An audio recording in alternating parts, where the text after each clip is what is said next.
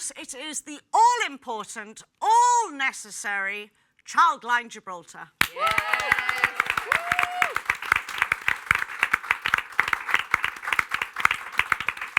So, we will have a nice long conversation with them later. It is their 20th anniversary, correct? Very important anniversary for a very important charity. So we'll be catching up with everything that they've been doing during this year and everything that's sitting on the horizon. I'm sure there's plenty of exciting things up their sleeve. They're a great team. I know some of them now personally, and I definitely support them. Wanted to become one myself, but never got round to it because I got a job. But there's still time. There's still time to join.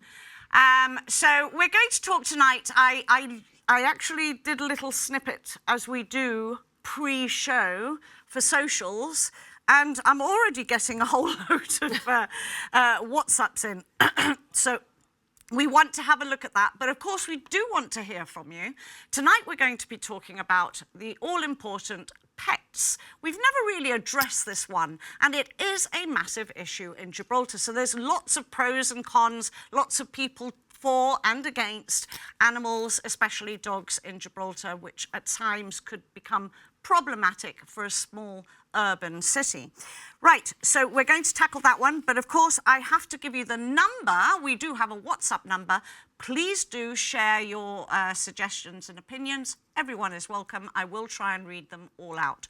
Promise. So it's 540-55-200, and I'm going to have that repeated by... Me? Yeah. Please send us a WhatsApp on 540-55-200. She does it we were better trying to than I rehearse do. it before. We were trying to rehearse it. Honestly. That's your job. No, but I think from now on I'm going to have you sit there and you can relay it. Just be the number reader. So, it's a very debatable and controversial subject, dogs in Gibraltar. But I wanted to ask one question to kick us off.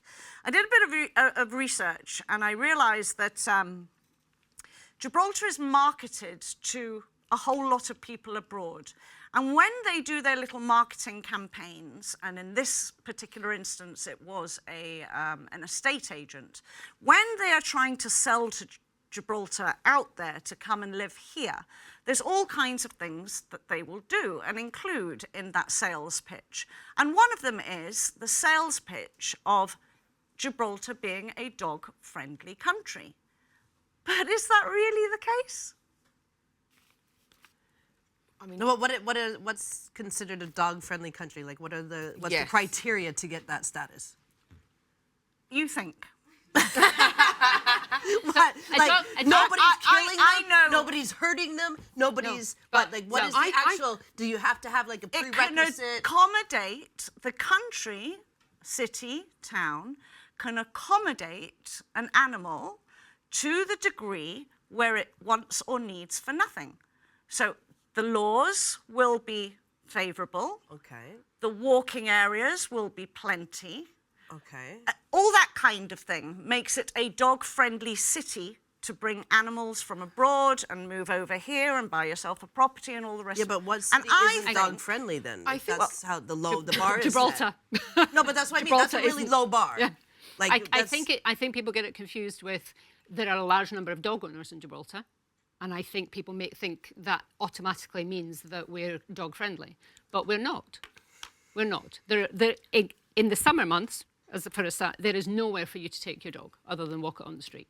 And then for most of that time, it's too hot to do that. But there isn't anywhere to take your dog. The dog park isn't fit for purpose because it has... Are you referring to Eastern Beach? The one at Eastern Beach. It's got little stones. And the stones get between there. It's gravel. It's not suitable. Well, that's not very dog-friendly. Well, it's not. It's not dog-friendly. This is my question. Yeah, it heats up. It's very hot in the summer. I personally think the community is very warming towards animals. Yes. I think the community is very welcoming of dogs, especially. But I think as well it's about striking a balance. Do I think geographically, are we, within society, are we catering for dogs as perhaps we could be or need to be? Are we dog-friendly? I think we are trying... are dog-friendly. Gibraltar is not. It's not dog-friendly. I think exactly the answer to my question. geographically, I think, yes, we've done we've put in bits and pieces, but I think there's always something that more could be done. Is it entirely friendly? Probably not, no. Because at the end of the day, like, I think due to, again, geographical location, our coastline, I'm sure there could be an area, small area of dog beach that could be allocated. Yeah? I'm sure the whole of our coastline isn't just inundated either with sombrijas or with something else, you know? I think as well, like we mentioned before, dog parks. We could look at different types of, you know, materials to be used in building dog parks. They can't just be doing it as a campaign to be dog friendly. It has to be up, it has to have regulations, like you said. It doesn't make sense. Yeah, it's there. But I also think as well, it's on the community to take accountability to look after what we've got. Exactly. Because I think that maybe, you know, it swings and roundabouts. Maybe people would be more inclined, you know, or maybe organisations might be more inclined to become more dog friendly if people actually learn to be more mindful about how they walk the dog and how they responsible owners. This could be, there is only raising awareness here, because maybe some people don't realise that, you know, there's. I mean, Jerry, but how do you not realise that you have to clean up after your dog? No, I don't mean that. I mean that it's not as friendly as we think it is. Oh, right. Right. So we might advocate for people to come and help and have some ideas and go check out the park the dog park, because they didn't know it was that. Well, you know, I think, they just think, oh, it's friendly. Yeah. There's a but dog park. the complaints about the dog park are one about the Pebbles too. It closes at 8:30 in the summer. It is still too hot to take your dog at 8:30. Right now, today, it's too hot at 8:30 to take. And those pebbles must be really roasting. hot. Yeah. Even though they're white, but it must. And Gibraltar has come a long way in the last, I don't know, 5, 6 years, maybe more, of providing green space. We've got a lot more green space. Where? Well, the parks. Commonwealth Park, for example. Park, Campion You're not Park. allowed to. But You're not allowed to take walk your the dogs. Right? Exactly. And the next green space that's supposed to be developing is the Mount, that's going to be open to the public. As far as I'm aware, dogs will not be allowed there. Yeah, and So it's not another only space that. the dogs aren't allowed. It's funny because I looked at the parks. I want to make this very clear for starters. I am an animal lover. I worked in the veterinary clinic, managed the veterinary clinic here in Gibraltar for 2 years during my time in the workplace. I have walked dogs, paid walked dogs. I have house sat, including Leslie's, dogs and cats. So keyboard warriors, it's not about saying, you hate dogs. It's not about that at all. I am looking out for them completely and utterly. I think Gibraltar is the worst place on earth for a dog. It is way too hot here. There is nowhere to walk a dog. A dog has to be on concrete. In summer, that is excruciating. The heat is unbearable for humans, let alone animals that wear coats. The parks, I was curious about the parks. I have walked a dog around the outside of Commonwealth Park and been looked at by the gardener with such disdain because he even went slightly round the corner down one of the paths. I have walked through that was Campion Park. I've walked through Commonwealth Park. Along the edge of the concrete pathway, I was thrown out and rudely threatened. Don't you ever bring the dog here again. And yet, when I do research into every major, beautiful park in London, dogs are allowed off the leash. Dogs are allowed to roam as they like, as long as you pick up their poop. There is no reason they're allowed to exercise, socialise, fresh air, and to wander freely. And I just don't get it. Is it because we have irresponsible dog owners? There are a lot of that spoil it for the ones that do look after animals properly. But I think that's like anything. I think that's like anything. Yes. I mean, It's a Jib thing. you're always. I mean, I think I wouldn't just even put it down to Jib. I just think it's more concentrated in a place like Jib because in places like London that you mentioned, it's more diluted because the population is larger.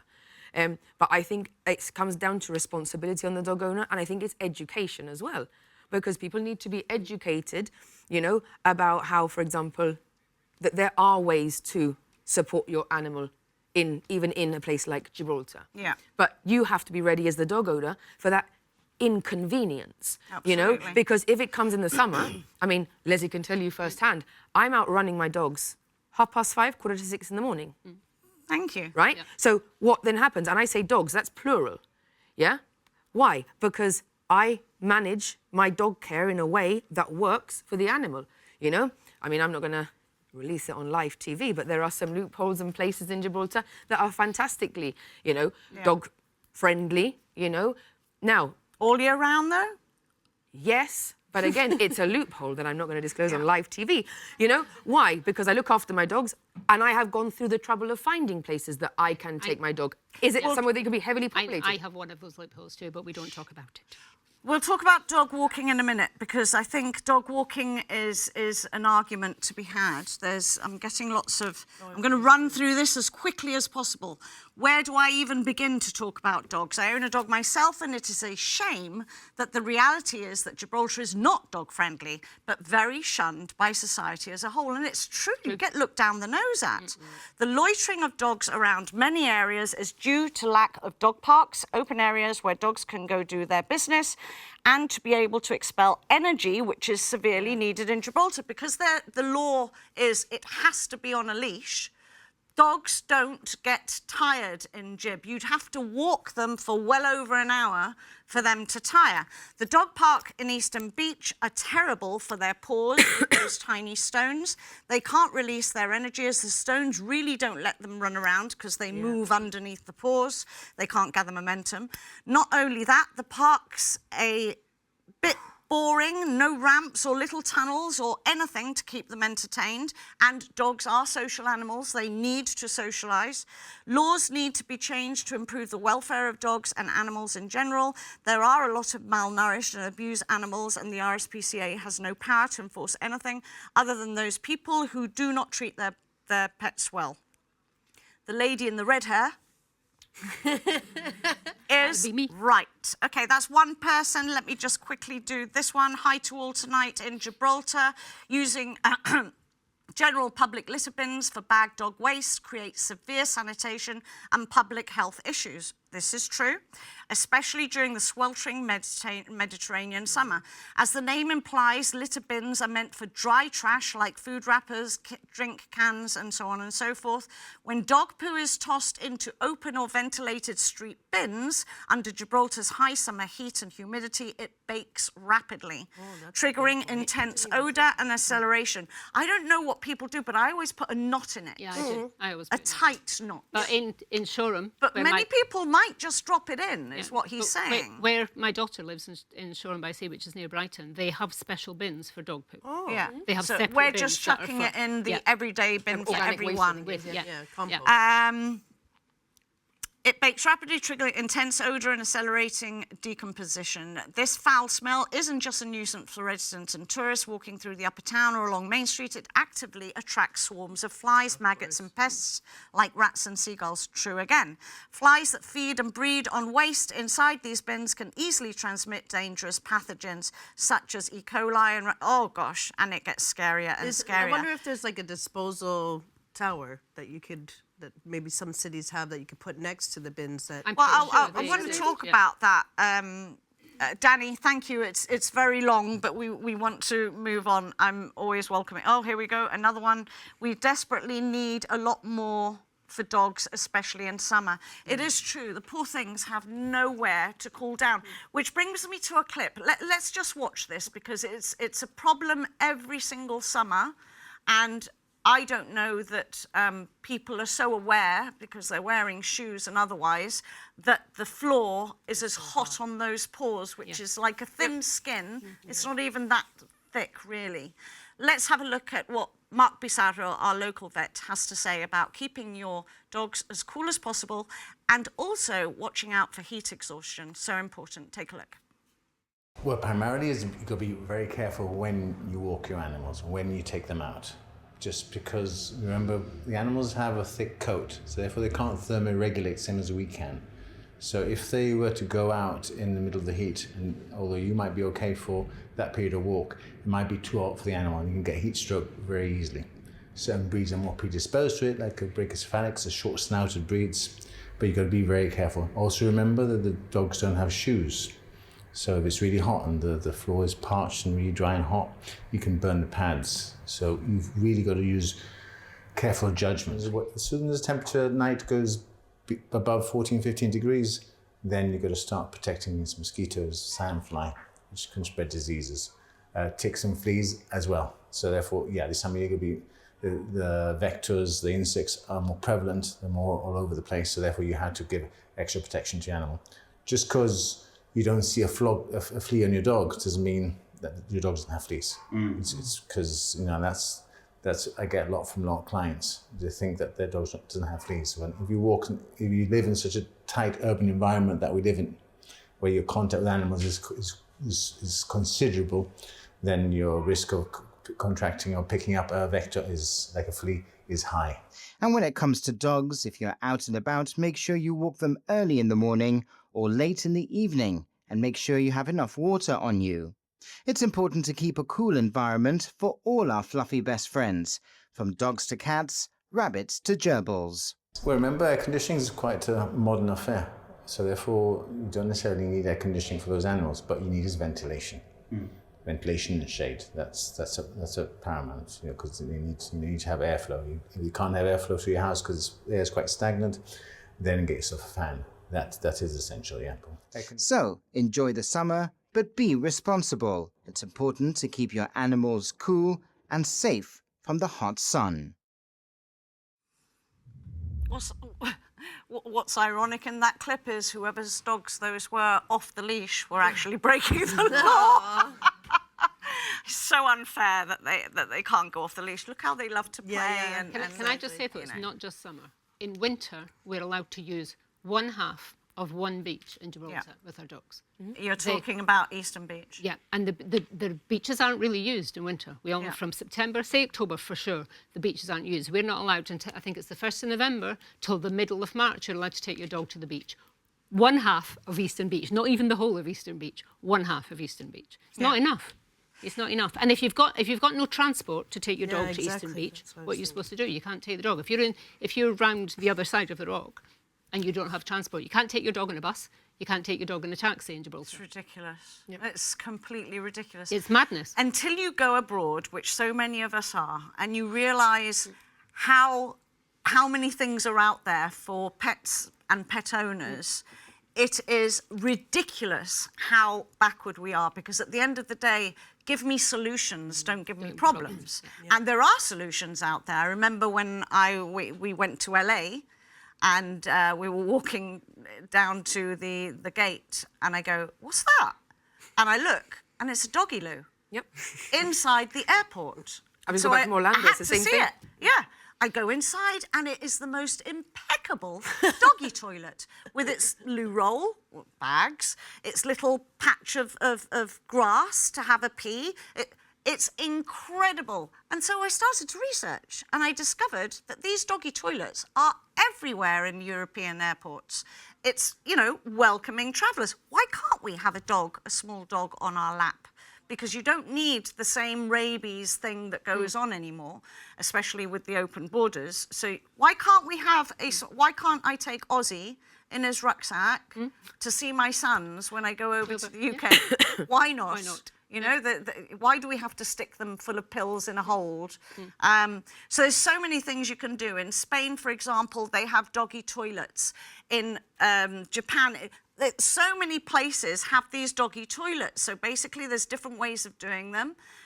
They have a pole and a segregated area, and then they mark the pole with hormones, and then the first dog sniffs and pees, and the second dog and the third dog, and then from that point onwards, they will always go there. What happens in blocks like, and this is a recurring problem throughout Gibraltar in large estates, dogs are taken out very early in the morning for a quick pee. No more than 15, 20 minutes max. Taken back in, and they have to hold that pee until mum or dad finishes work at 5:30 or 6 o'clock. You try holding your pee until that time. So what's the first thing they do when they walk out of a block and they smell a waft of pee? Is let it go. They can't help themselves. So dogs are peeing directly outside of main entrances and it stinks. It stinks because there's all kinds of. But what do you do? I'm of the opinion there are no bad dogs, there are bad owners. Yes. I Sorry, agree. had to say it. Sorry, it's not the dogs. But, am I the oracle? Absolutely not. You know, am I the epitome of dog owner perfection? Absolutely not. Nobody is. But again, I think it's down to responsibility and the accountability you take for your own animal. You know what you are getting yourself into before you get an animal. And if you don't know what you're getting yourself into, don't get it. Don't get the animal. I can, You know, I if can you are- stop my dog.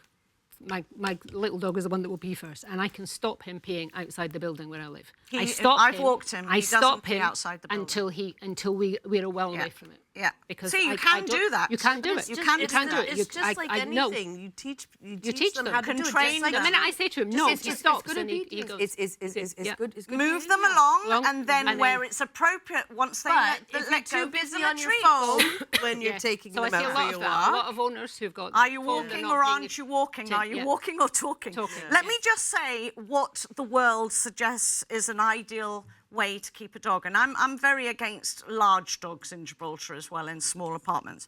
Okay, so what you're supposed to do to keep a dog healthy is in the morning, 45 to 60 minutes to burn off energy from the night before.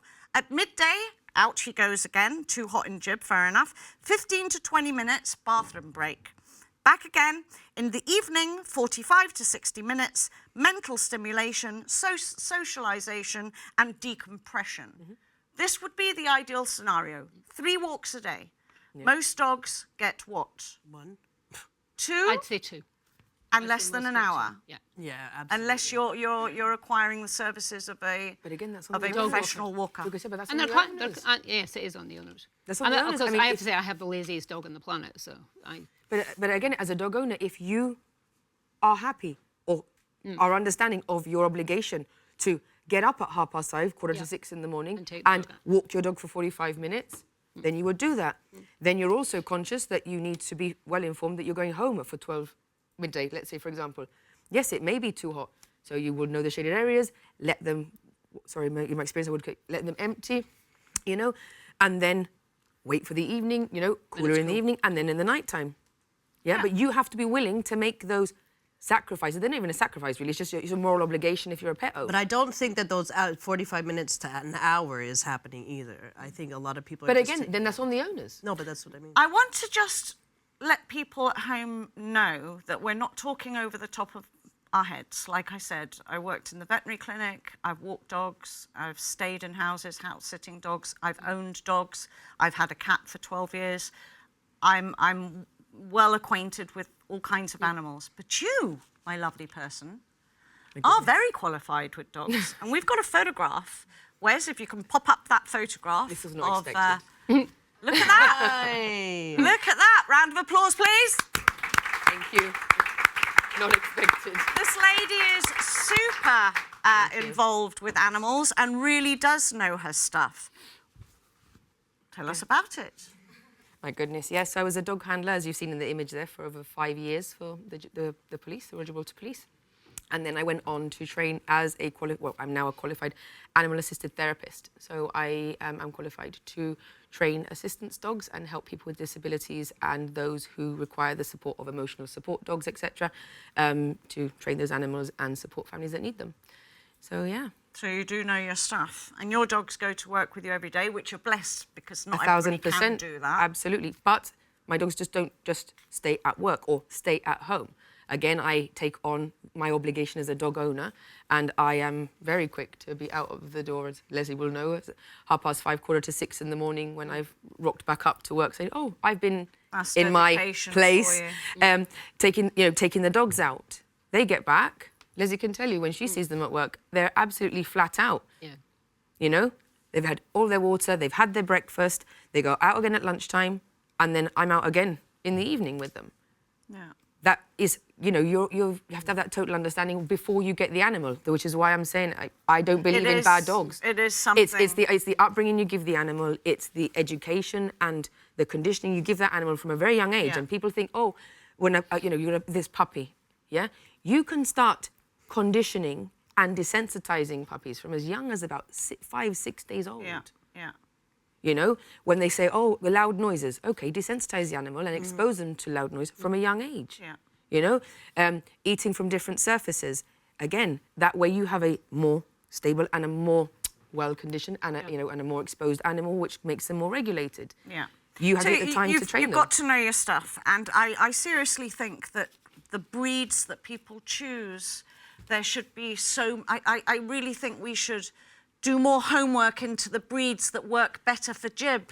And, you know, like I saw 2 Siberian Huskies, which have double coats, flat out in the middle of the day because it was lunchtime and I was going down to the supermarket for something for lunch at work, down at Marina Bay, both of them like that. You know, in the heat of the day. What are Siberian Huskies doing in Jib? Well, they're made for the... But it's also back to the thing you've just said about whether a dog is suitable to be in an apartment or not. People don't do enough research on that. They get cute little, you know, the Labradoodles and whatever, and they get those dogs, and those dogs need a lot of exercise and a lot of entertainment. And if you're in a flat and they're there all day on their own, they're going to wreck your house. But then, they're going to wreck your house. But then, for example, I go a step further. What about this new fad now that everybody now is going after a Belgian Malinois?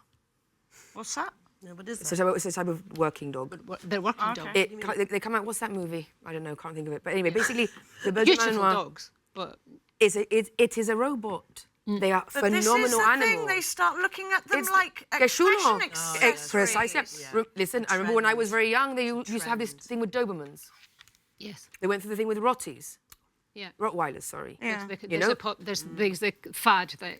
Yeah, Absolutely. But I'm going to come in here with my animals and need. I was about to say that she's not the... But I you have give me to a say, chance. Yeah, You are a big but I player have in to say, Animals in Need. I'm a trustee of Animals in Need, the same as I'm a trustee of Childline.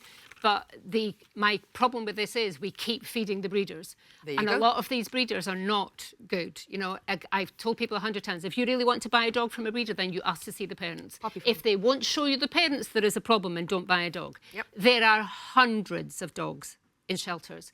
And just about any breed that you want to get, there's one in the shelter. There's one there. By the parents, you mean the birth mother and father? Biological the parents, mix. If they're not going to show you the parents, there's something wrong with the way they're breeding those animals. I'm going to stop you right there because there's a couple of messages in, and then I want to go to a break because we want to spend some time with Childline. Okay, Henry is typing in.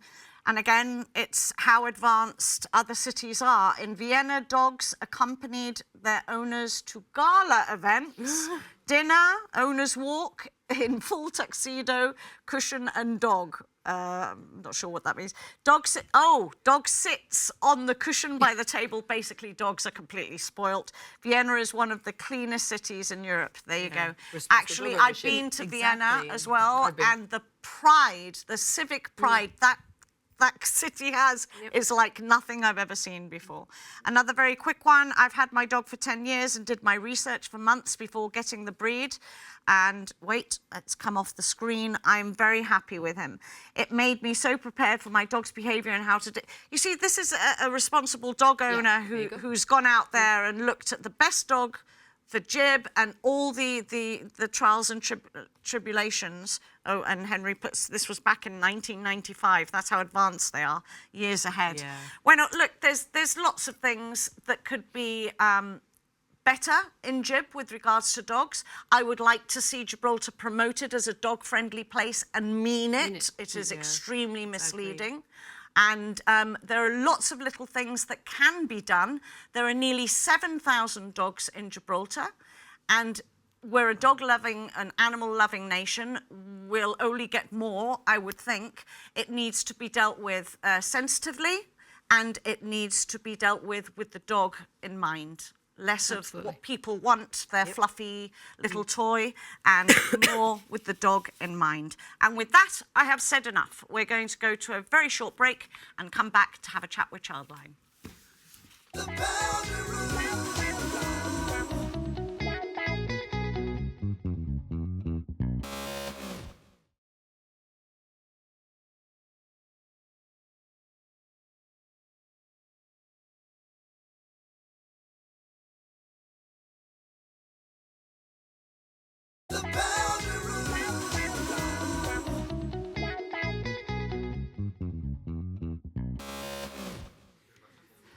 Welcome back. We're going to actually, I'm going to do, this is live TV. We've got something. We've got, what's he called? Charlie Bear?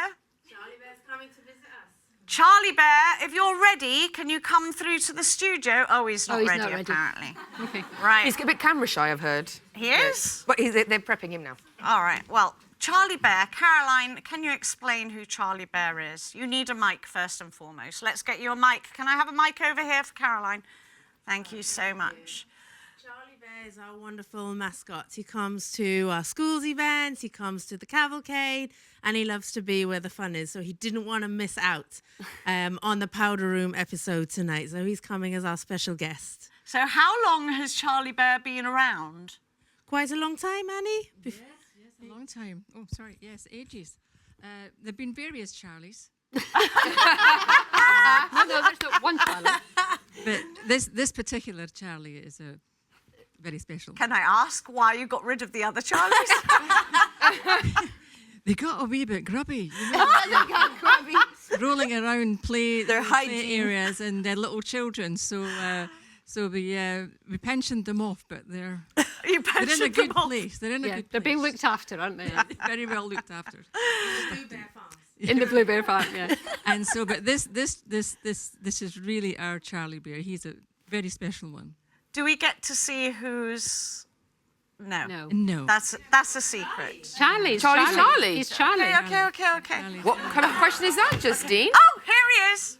Charlie. Hello, Charlie Bear. Oh, do come through. Come through. Come and stand over here Come with stand us, here, Charlie Charlie. Bear. Come and stand over Come here stand with over us. here. Come over here. Trailo. We'll stand right here, Charlie. As long as you're happy standing for... Are you okay standing for a We'll while, take care. Charlie? Yeah. We'll take care of Charlie. Excellent. Charlie's absolutely fine. Excellent. You're fine. Okay. Hello, Charlie Bear. Right, Caroline, Next let's tool. go back with you. Let's start with you at least. Hey, Okay, Charlie. so... Now you're distracting You're right me. there. This is what I did actually. There. You have to You, behave. you if do you're need here. to behave, Charlie, okay? You can carry on. I'll keep Charlie Bear. Keep him occupied. What do I do? I train dogs, not bears. This is what they say Stay. about live Stay, television. Charlie Bear. Never Stay. work with children or animals. Or bears. He doesn't quite make either. But, yeah, it's... Stay. Charlie Bear very well. He gets well fed. He gets exercise and walks. He has Yeah. socialization with children and Excellent. grown-ups. So, He brings 3 walks a day? 3 walks a day, Fantastic. an hour. Well done. No, That's he's saying no. Charlie. Charlie's That's denying really it. He's saying no.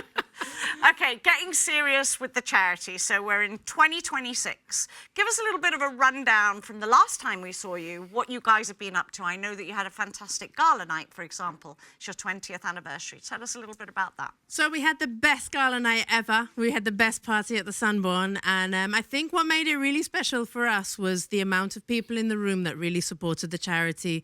Not just now, but since it first began 20 years ago. And I think that's what made it really special. It was that community feel. And the people that we had in the room were not just filled with so many Childline people like we've got here, but we had supporters, we had past trustees, we had past volunteers, we had people that support us through so many ways. And it really felt that genuine, happy community, Gibraltarian spirit. That is what made Childline the great charity that we are today. It's all those people that have given to us in so many ways. And I just want to say thank you to everyone that supported the night and those that went there. Well deserved. We actually have, Wes, in my ear, you've got some GVs of some of the things that Childline has done, and also the information, all the contact information, because let's break down exactly what you're doing now, because each time the charity started off as something and you've remained and worked on that something, and then you are branching out into doing other things. And I want to speak to your young adults here about Teenline, which is so important in today's... So what kinds of things are you doing now? Anything new? Or? You are completely right. And what we've tried to do as a charity is respond to the community's needs. What have young people said that they've needed at each given point in our 20-year journey? And hopefully a number of people will say a few different things.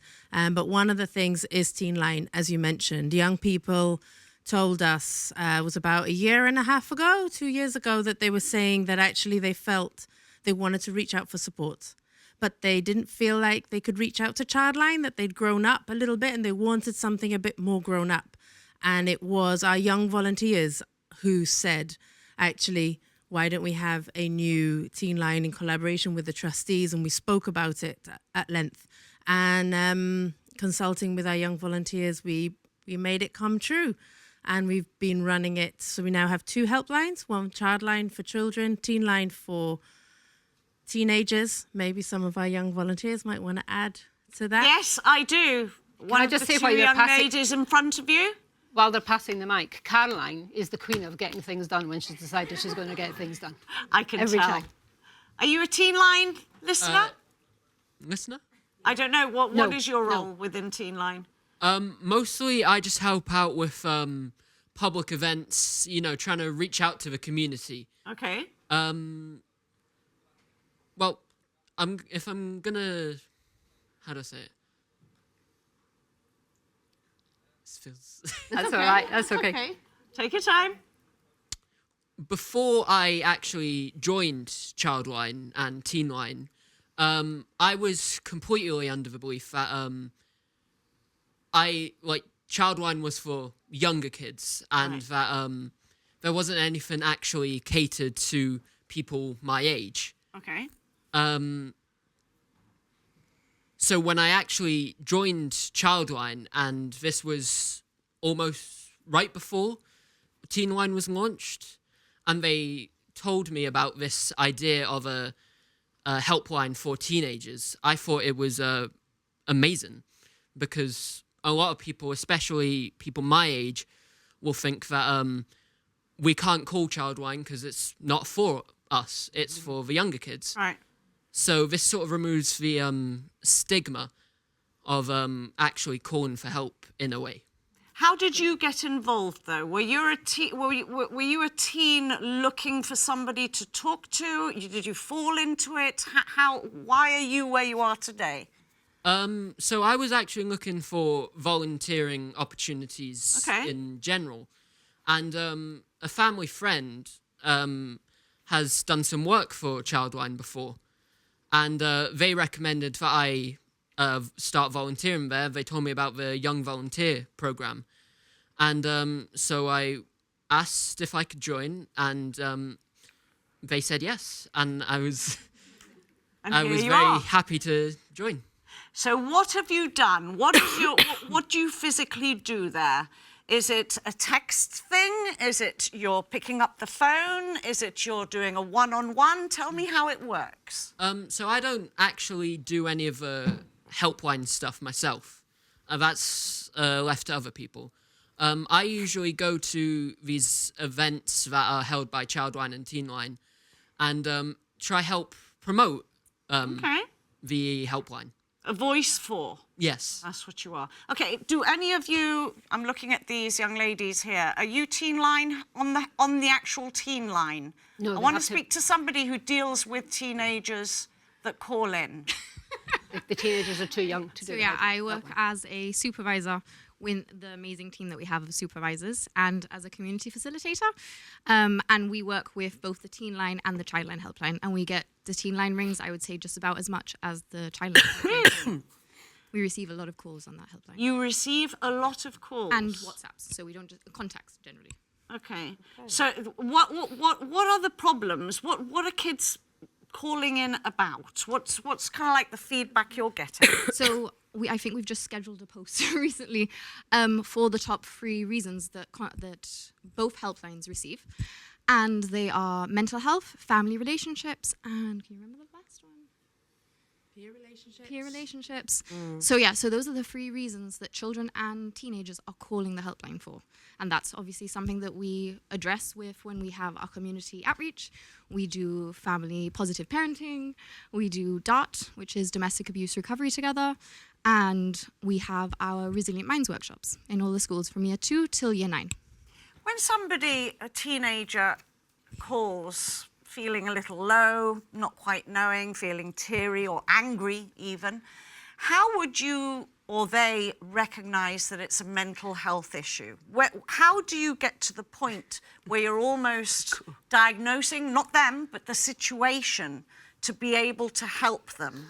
Is it because the parents are coming down hard? Is it because they're bullying? Have they found a first love and they've broken up?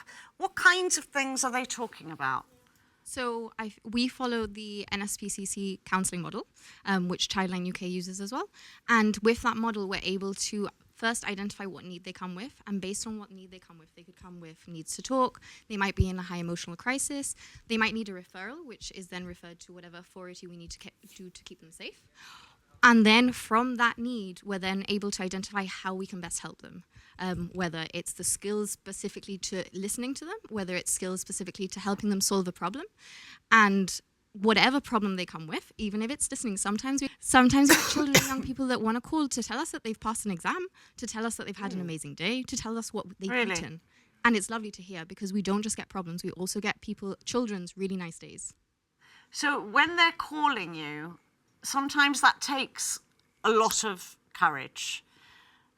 Do you have like a texting service as well? Because that's the world that they're living in at the minute, isn't it? Is there a flexibility so that they can approach you from, only for those that may be listening or parents that may think it might be a good idea to tell their kids to do? We have the phone lines, which is the 8008 and 8009 for Teenline. And then we have the WhatsApp and we have the live chat as well. And recently we've also just allowed the feature for children and teenagers to send us an audio message on live chat, which facilitates any specific needs they might have that we're not aware of. So we're just trying to open up or remove any barriers children might have to reach out to us. That's breaking news on the power room. Sorry. Breaking news. Yeah, that's I'm sure she's not going to chop your head off when you leave the studio.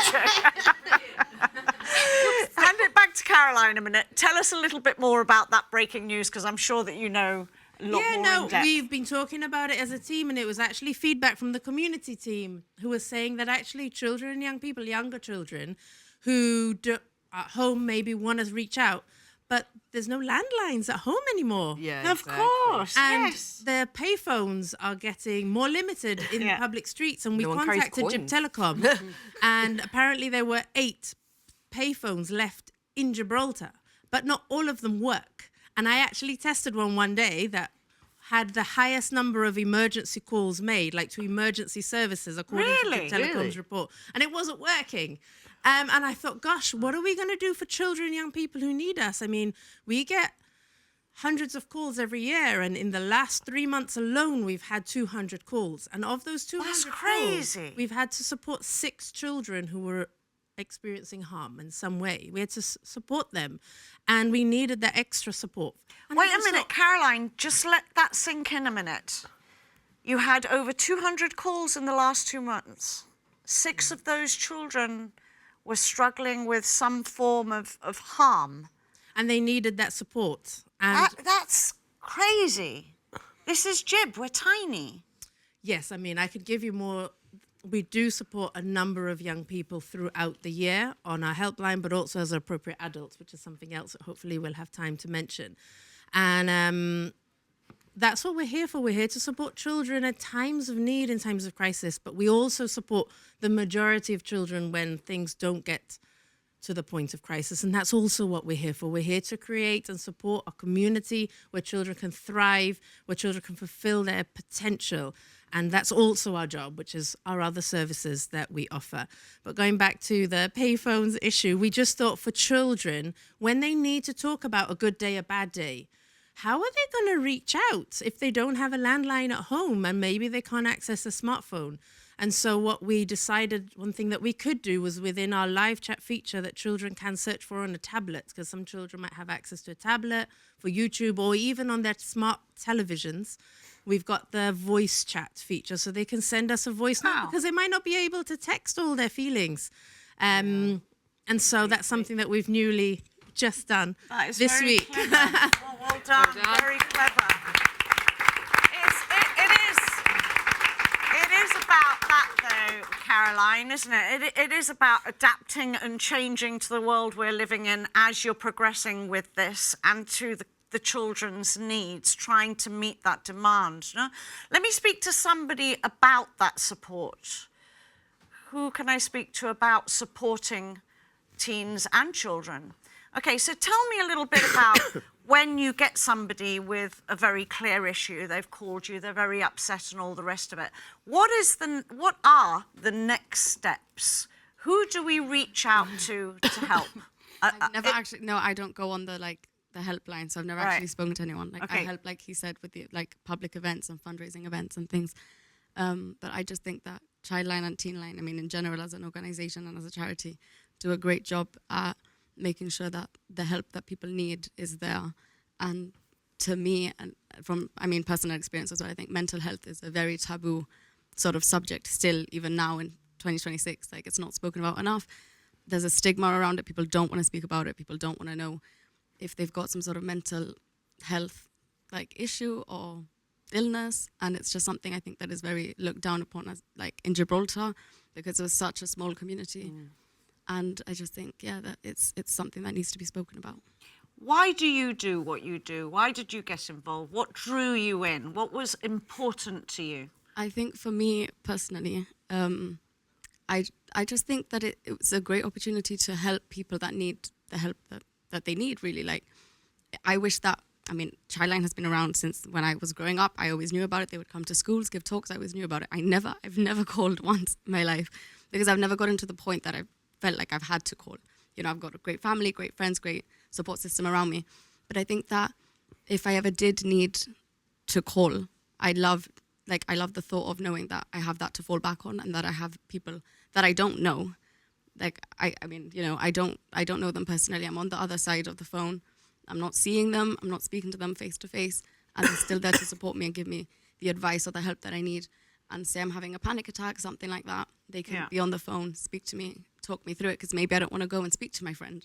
I don't want to go and speak to my parents because I'm embarrassed or I'm ashamed or I feel guilty or I don't want to be a burden to anyone else. But they'll never make you feel like you're a burden, and they'll always listen to you. So I think that that's really my reason why, is to know that if I was younger, or even now I'm 18, in my position, I would love to know that. Well, because it is true, and it is what they do, and that's the work that they do, that they are there to listen. I think that's Very well said. And I think that's super, sorry, can I just say, Justine, I think that's super important as well in Gibraltar, because let's be real, we all know each other. Yeah. Everyone knows each other's business. Yeah. Yeah. Think they know each other. Well, there you go. They think they know each other's Think business, and that they does know. more harm than good. So Yeah, I it think makes it worse. I've always said, and obviously Caroline, you know, we've worked, you know, we support each other for many, many years, and it's that how amazing their work is because it is literally a judgment-free zone, and like Sophie says, you don't know who you're talking to. Yeah. And how, it sounds awful, but how beautiful is that? Yeah. Because I can literally offload any worry, any thought, especially at such a vulnerable age, whether you are a child, a teen, and literally I can offload everything that I can say to you, whilst there's another person on the other side of the line that still understands the community. No judgment. Yeah. But there's no judgment. But That's so also there is no problem too small. Exactly. It doesn't, you know, it doesn't matter. It might seem Whatever you want like to talk to me about, this talk is really to me. silly, and if I talk to anybody about it, For we can however call long and forever, however yeah. many times they want to call. Yeah. Yeah. And that you know that awesome. you'll call and they'll answer the phone. It's not like Yes. they're not going to answer, and when they do Right. answer, they're never going to judge you. Yeah. They're going to tell you like your problem is stupid or The it's safe silly, space. and like your feelings aren't valid. So it's going to validate your feelings and let you know that what you feel is real, and that it's okay to feel like that. It's okay not to be okay. I think Yeah. that's one of the most I important agree. things. And Justina, sorry, and I also think how important it was, this lady was mentioning as well that there are children and teens on there also sharing their triumphs, their good points, the positive stuff. Because let's say, for example, you've got a child or a teen that has achieved something, done something, gone somewhere, whatever it is, yeah, and maybe they're being shunned upon for that. How beautiful is it that they can share something so positive for themselves and be fulfilled, that I can share that with someone, again, that isn't judged. And I did that to make me happy, and that's good, and it's a good And thing. also, Yeah, because with parents, it could be a small victory, which There is we big are. for them, but but small also for the parents, and not, they're playing it not down. everybody, and not every child has somebody to be positive proud of them. There we are. Yeah. Not every child has that. Yeah. That somebody's going to say, "Well done, I'm really proud of you." So Yeah. we can say that. That's it. Charlie can say it too, can't you, Charlie? And I think also in the era now, in the day and age that we are of AI, how beautiful is it that you can talk to A real human person. A Yeah, human person. being, yeah. Let me go back to, can anybody tell me about the next steps? What I want to know is that a charity like yours that delivers, you're there, they've got you to fall back on, But what are the next steps? Are the other referrals around Gibraltar meeting the mark to follow through? It's very important to know that we can follow through. I think that you make a really good point, and we've got a brilliant foundation. I mean, we've got the best team at Childline that we've ever had. It's wonderful. And like we've got 7 teams at Childline, and that's why different people specialize in different elements. We've got Childline, we've got Teenline, we've got our appropriate adults who support children when they're in a police station and need a trained adult to support them. But one of the things that we are hearing on the helpline from children is that they're struggling more and more within their family, in their home life. And that has increased as to one of the top 3, I'll say again. We've heard that from young people, and to that end, we're going to be investing a lot more in our family support, because while we are here for children in whatever they might need us, the way to really support children is to support the family unit, to support the parents. And I'll pass over to Charlotte, who can talk a little bit more about 2 of our programs, because that's something that we're going to invest in a lot more. Yes, one of our new programs that we have done in recent years is that we have the parenting courses, and the ones that we've seen is becoming more and more attractive is our teenage course, parenting course. So it's for parents of teenagers. Because I think that maybe the young people are struggling a bit, but we also have in the background, we have some parents, and I think these parents actually, many of them, wants to understand what is going on with our child, our sweet little girl or boy that was so cute and we took to the beach and everything. Suddenly now they're just slamming the door and they don't want to speak to us. Where are they? What's happening? And we have these parenting courses for parents of teenagers and also the early years that a normal, I say normal family, but families can sign up for moms and dads to become a bit more wise. What is happening to our children? What is happening to our teenagers? What's going on behind that closed door? Or is it only me that's feeling that I can't connect with my teenage daughter? No, it's actually a lot of, I think, some of us who have had teenagers or have teenagers knows exactly what I'm talking about. And I think it's at the end, it's all about connection. It's all about connecting to our young people. So if something happens online or walking home from school, in school classes, that they trust in you as parents to come and tell you, because it is so important that they do that we have that connection to your young people and they want to talk to you. So that's one of our courses, and we start in September. So if anybody wants to sign up, please have a look at our website. I always said when my children became teenagers, I think when you're pregnant, you're a baby, there's loads of information out there. What to expect with a newborn, what to expect with a toddler, what to expect. When they're a teenager, there's nothing on what to expect when you're a teenager. So the course is like, parenting is hard enough as it is without having to deal with a teenager that's difficult for whatever the reason is, and they don't communicate, do they? They slam those doors. But I also think that teenagers now are living a very different life than the life we lived as teenagers. And I think that's it. It's a foreign world to the parent. With the technology and everything else. We don't get it. Yeah, because we. Yeah. That's what we need to sit down and we need to be asking these questions. So just be there. And maybe it's not around just face to face. Maybe it's when you are driving the car, they're sitting next to you. You know, maybe it's just about that. What is actually going on? So I wanted to understand better, actually, because you raised that as one of the top 3 issues that are being called in is family life and whatever's going on at home. Why do you think that is happening? Is it a change? Is something different to family life back in my time? Why do you think it's moved up the slot of your top 3 issues? I can't start just with the helpline, but I can say that I think that we live very busy lives. Yeah. We are, as parents, we need to bake the cake for the afternoon tea. We need to run a marathon before we turn 40. We need to, or half a marathon then. We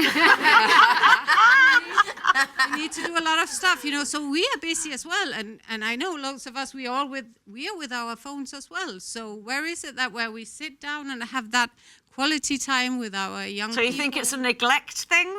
They're feeling an attention one of the thing? reasons. I don't think there's only one way. You know, there's plenty of reasons I think to. there's also lots of what you would call blended families now. There's the separations, people becoming, suddenly they've got stepbrothers and sisters, and that is very unsettling for children, no matter how good the relationship may look. And everybody may be really happy with it, you know. Mum's got married to somebody else or is with somebody else, and you're bringing all these siblings together, and on the surface of it, that might look very good, but there could be a child in there that's getting lost. Yeah. Take it back to Caroline, because we are running very, very shortly out of time. Caroline, no hay bastante hora en el día para ustedes, de verdad. Let's sum it up very quickly. You've got a how can I say? You're trying to get volunteers on board. So give us your pitch. What does Childline do? Why does it always need new volunteers to expand your family? And just, we've got numbers and stuff up there, but let us know how we can, the different places. We haven't had time to talk about the appropriate adult. That's really, really interesting. But there's different segments within the actual charity. Next time. But I think as a charity, we are on a solid foundation. We're 20 years old. We've learnt from many things. And I think what's really exciting about us is that we're constantly evolving with the times. So when we first started 20 years ago, we had 8008, one number, one helpline. And we move with the times according to what children and young people tell us that they need. And so that's why I think it's a very dynamic, a very fun organization to work with. And we've got a number of different teams. Our helpline teams, our appropriate adult teams. We have our community team, our family team, our young volunteers. We have our amazing trustees, and there's a number of different teams that people can get involved with. And we are a charity. We have 92 volunteers across our teams.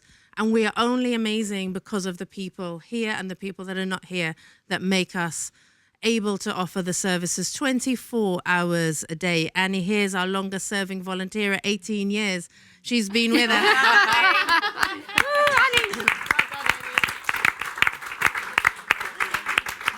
So there is something for everyone. We need everyone to get involved. Safeguarding is everyone's business. So how do they do that then? You've got a website, you've got social media, all the information's on there. Follow us on social media on any platform, Instagram, social media, and LinkedIn. I keep telling these guys. And also our website. Please find out more information. If you see us in the street, just get in touch with us at different events where our young volunteers are at. Come and join us, come speak to us. We're a great bunch doing great work, and we need your help. We need the whole of the community to get involved. And that puts an end to that really nicely. Awesome. ¿Y tú qué miras? Sí, se ha quedado fijando así the whole show. Se ha portado bien, eh? He's Been awesome. a good boy, Teddy. Charlie. Oh, Charlie. Teddy, Charlie. Charlie. Or is it a bit Behave of a yourself. Smurf or something? I don't know. Charlie Bear. This thing. Oh, it's Beth. I'm terrible. Anyway, we're going to take Chammy's some a very good photographs. dancer. He's a very good dancer, aren't you, Charlie? We're going to You take dance. some photographs Yeah, with do you Charlie. dance? Charlie's going to pull a move. Hold on. Charlie, Go on, dance. Charlie. Show us your moves. Well